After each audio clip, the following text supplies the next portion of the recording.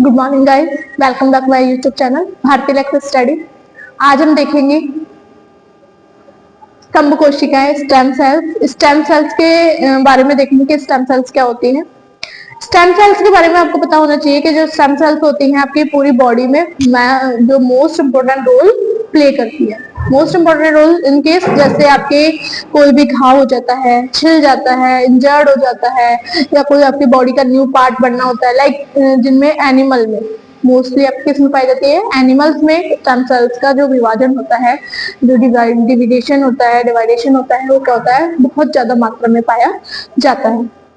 तो आपके stem cells आपके एनिमल के साथ आप ह्यूमन बॉडी में भी पाई जाती है। ह्यूमन बॉडी में भी इसका महत्वपूर्ण रोल होता है, इंपॉर्टेंट रोल होता है। तो आपकी जो स्टेम सेल्स होती है वो क्या होती है, मैंने आपको बताया कि इंजर्ड हो जाए, छिल जाए, या फिर आपकी कोई बॉडी में चोट लग जाए, या कोई आपकी बॉडी में कोई पार्ट डैमेज हो जाता है, उस पार्ट को बनाने के लिए आपकी स्किन छिल जाती है, तो उस स्किन नई जो स्किन आती है वो किसके द्वारा आती है, आपकी स्टेम सेल्स के ही द्वारा आती है। जब आपकी स्टेम सेल्स क्या होती हैं, विभाजित होती जाती है, और विभाजित होने के बाद ये अपना एक टाइम पीरियड होता है कि इस टाइम पीरियड तक ये क्या होती है, विभाजित होती है। और विभाजित होने के बाद ये पुरानी जो स्टेम सेल्स होती है, पुरानी स्टेम सेल्स बनी है, आपकी स्तंभ कोशिकाएं बनी है, उन कोशिकाओं को हटाकर नई कोशिकाएं बनना शुरू हो जाती है। यानी कि सीधी सी बात यह है कि इनमें जो विभाजन होने की क्षमता होती है वो बहुत ज्यादा मात्रा में पाई जाती है। जो विभाजन होने की क्षमता पाई जाएगी, साथ ही इसमें जो संवर्धन माध्यम से भी अंत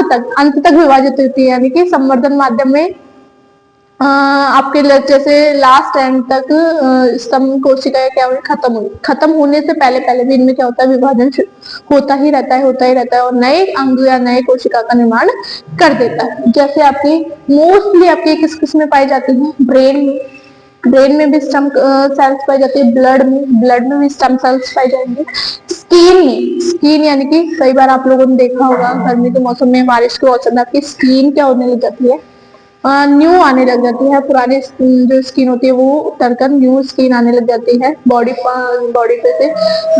तो वो आपकी किसके द्वारा आती है, स्किन स्टेम सेल्स के द्वारा ही आती है। टिश्यू में भी आपके स्टेम सेल्स पाई जाती है, यानी कि जो टिश्यू आपके खराब हो जाते हैं, जो डैमेज हो जाता है, उन टिश्यू को नया बनाने के लिए भी आपकी क्या पाई जाती है, स्टेम सेल्स पाई जाती है। स्टेम सेल्स क्या करेंगे, आपके टिश्यू का निर्माण करते हैं। नए ऑर्गन बनाने में, नए ऑर्गन इन केस आपके ह्यूमन बॉडी में तो जैसे हाथ कट जाता है तो आप हाथ को नया नहीं बना सकते, लेकिन आपके लिजार्ड वगैरह में, रेप्टाइल वगैरह में, जैसे लिजार्ड की पूंछ कट गई, और या फिर फ्रॉग का लिम्ब कट गया, हाइंड लिम्ब या फोर लिम्ब वो कट गया, तो नया लिम्ब या नए जो आपकी टैल होती है लिजार्ड की, वो नई आने के काम कौन करता है, रीजनरेशन जिसे आप बोल सकते हैं, वो कौन करता है, कि स्टेम सेल्स का ही रोल प्ले करता है। वो अपने स्टेम सेल्स के द्वारा ही उन अंगों को विभाजित कर और उन सेल्स को विभाजित करके नए अंगों का निर्माण करते हैं। तो इन चीजों में आपकी क्या पाई जाती है, स्टेम सेल्स पाई जाती है, मोस्टली ब्रेन में, ब्लड में, स्किन में, टिश्यू में और ऑर्गन।